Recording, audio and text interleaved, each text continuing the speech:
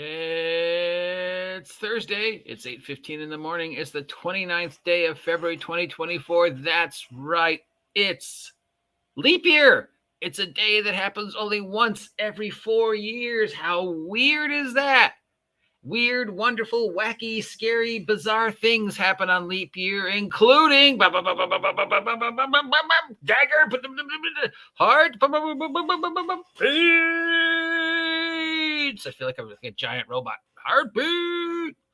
And of course, the weirdest thing is, after going 2 weeks without anything happening to them, Critical Role has once again managed to get 2 feet into the controversy. The fans are angry at them poll, but then they pulled out the week at the last moment with the announcement that the beta playtest for Daggerheart is going live.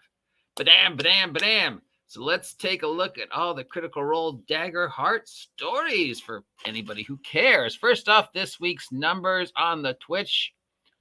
We had Campaign 3, Critical Role Campaign 3, Episode 86 with 179K views. We'll get to that in a moment.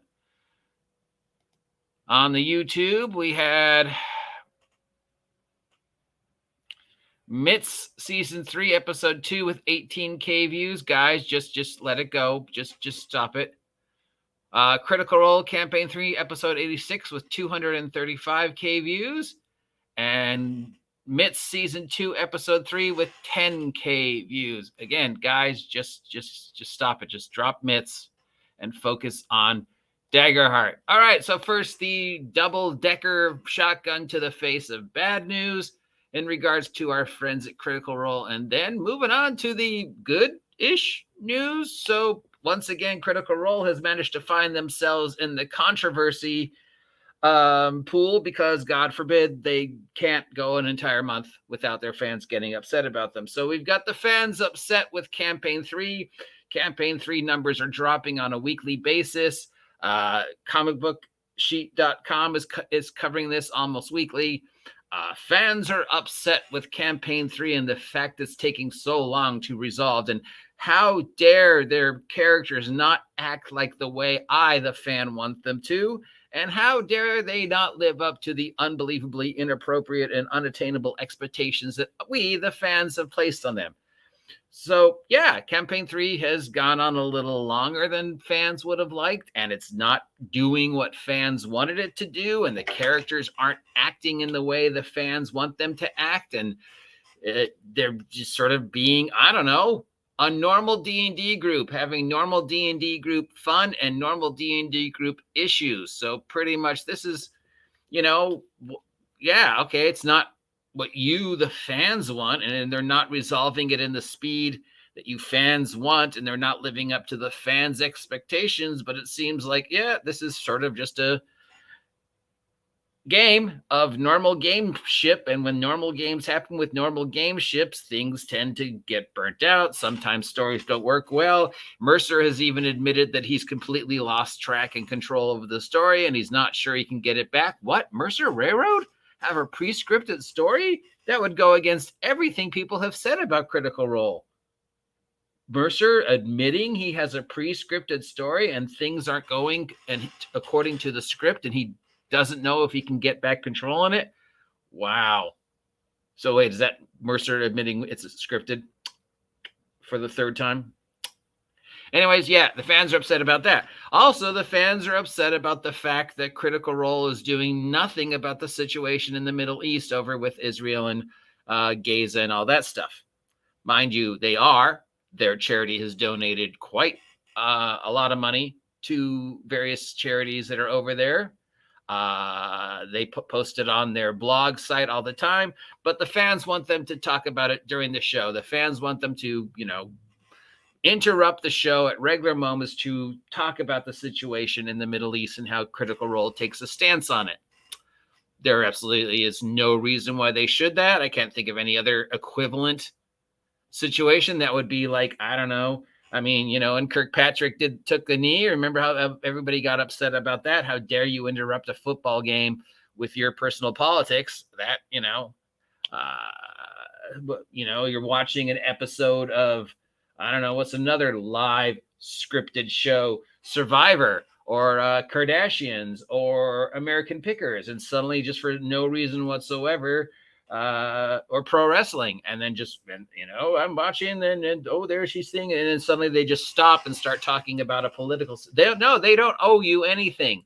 They're donating money to the charity. They don't have to talk about it during the show.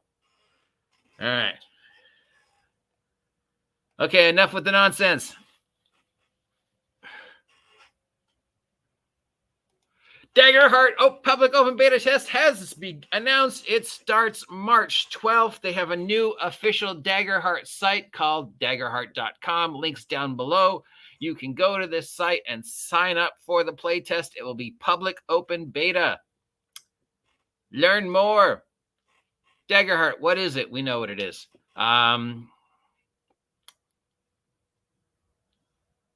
So here's how you can join the team. The game is not finished or pilot yet.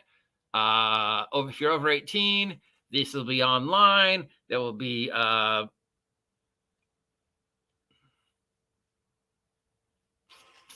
feedback thing. You can download the PDFs on a weekly basis and submit your responses through, I suppose it'll be either a site or an email or something, or a form you fill out every week. And then it's also going to be on Demiplane, and they're really focusing on Demiplane. So when will Daggerheart's open beta playtest period begin, and what should I expect?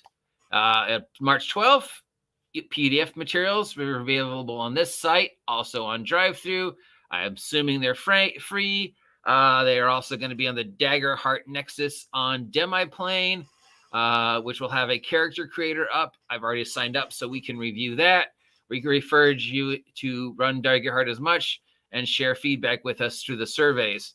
Am I allowed to open Daggerheart open playtest material? Am I allowed to stream it? Yes, we want you to stream it. We want you to do it online. Am I allowed to publish stuff under Daggerheart right now? No, you can't. All right, so there we go.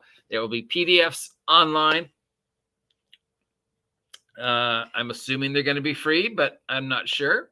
The fact it's on drive-thru also, but yeah, we'll see if it's free or if you have to pay for it. And they have Demiplane. They're really pushing it that on Demiplane, and a lot of the stuff will be done through Demiplane. What's Demiplane? It's D&D Beyond, but for every other game, and better than D&D Beyond. You never hear complaints about Demiplane, but every weekly you seem to hear complaints about D&D Beyond. It's like, oh wow, I don't know. So they're going to have a Daggerheart channel on D&D Beyond, and on Demiplane, where you can sort of mesh around it. And apparently they've also opened memberships on the YouTube channel. YouTube membership I saw this morning. All right, let's go to the Critical Role YouTube and see. Would be surprised that they're just opening them now. I would have thought they would have had them already. So here's the YouTube channel. There's a channel members thing.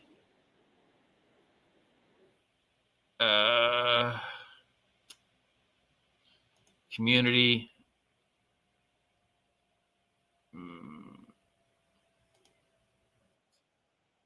They have a membership thing. It costs $5 a month, and you get stuff. I don't know. Is this new? Did they not always have this? But somebody told me that they had this now. So, okay. So there you go. This is what we've been waiting for. Now, we have, with the announcement of this, Mercer has also said he doesn't expect Daggerheart to see the public until 2025, probably around Gen Con. Is this bad or is this good? I don't think anybody was expecting it to see it this year, considering how little they were investing in it until yesterday. I think they were hoping Candle Obscura was going to be bigger than it was, and maybe even hoping Myths was going to be bigger than it was. They were definitely putting all their eggs in the Candle Obscura basket, even though it was painfully obvious from day one that Candle Obscura was a failure. And has consistently shown to be a failure since day one, but they invested heavily in it, and now they're like, okay, we fucked up. Let's invest in Daggerheart going forward, which means we're not going to see Daggerheart go live till next year, which is fine. I don't think anybody expected to see it this year. Right? Did we? I don't know. I didn't. I knew by the end of January we weren't going to see it this year.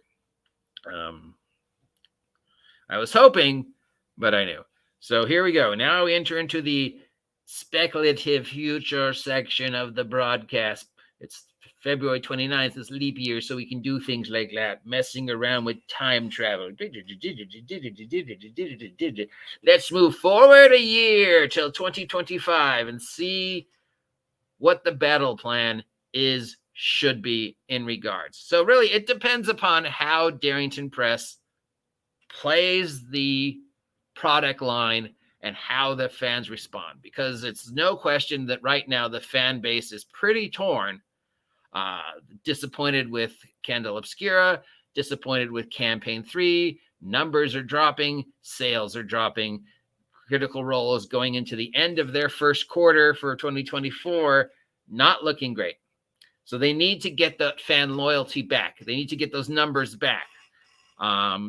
Because then when the push for Daggerheart starts, the main thing that they need is that fan support. That's what Critical Role rises and falls on, how much the fans are going to be investing time-wise and money-wise. And if they can take that Critical Role energy from C1, Campaign 1 and Campaign 2 and run with it into Daggerheart, then they're going to be okay.